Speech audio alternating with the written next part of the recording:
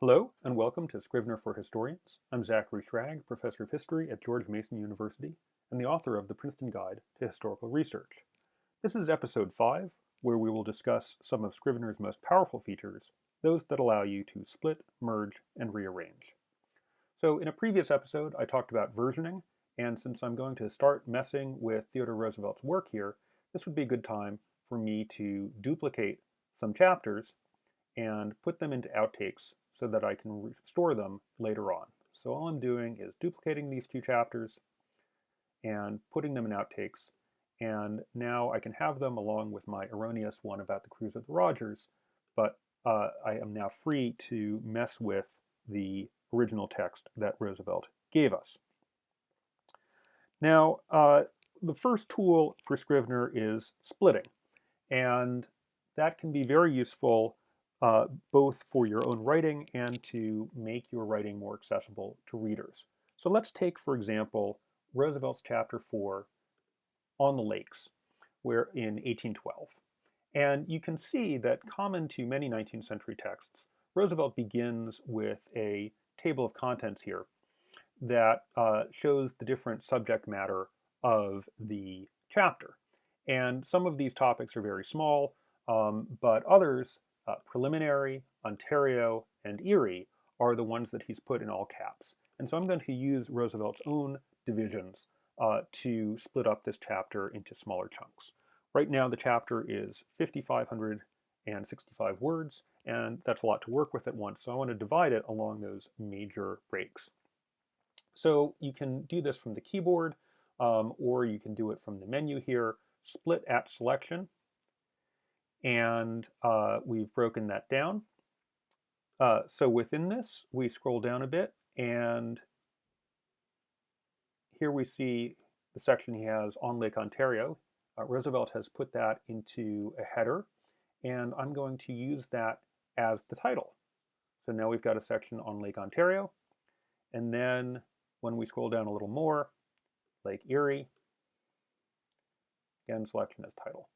Now, these three are not actually folders, they are files that I'm going to put within this. Again, you can sort of read the Scrivener instructions at your leisure, but just trying to give a general sense.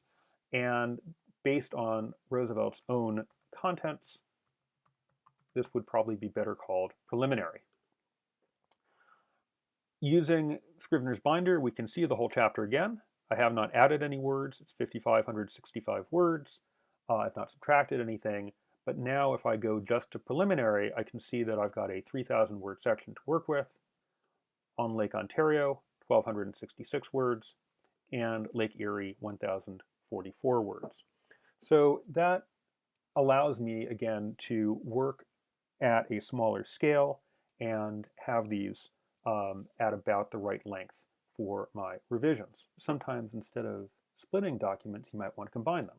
So for example, in chapter 7, Roosevelt has a 2-paragraph section on the privateer General Armstrong and a 1-paragraph section on the privateer Prince de Neufchâtel that he might want to combine into a single 3-paragraph section on privateers in 1814.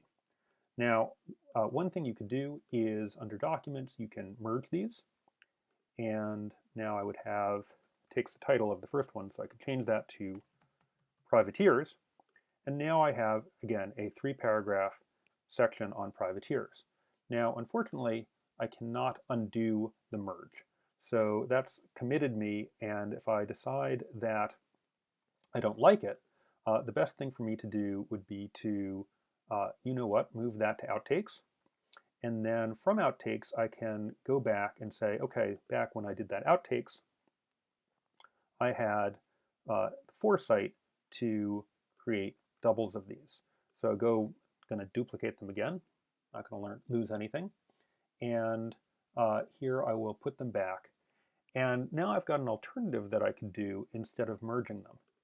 I can create new text, call it Privateers, and move that up to the appropriate place in the chapter, and make both of these subdocuments to privateers. The advantage of that is that it can function as one document of 3 paragraphs, 1110 words, or if I want to keep those as separate sub sections, I can do that as well. So again, this is a little complicated. You'll want to play around with this, but Scrivener does allow you lots of ways to combine or split sections within your draft.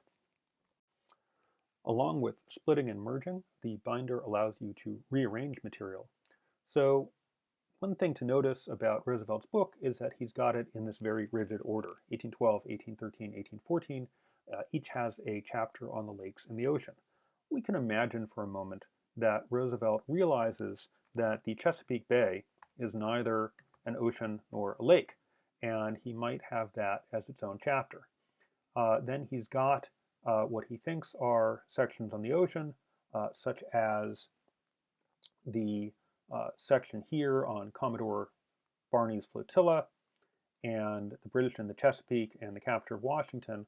All of these might become part of a new chapter on the Chesapeake.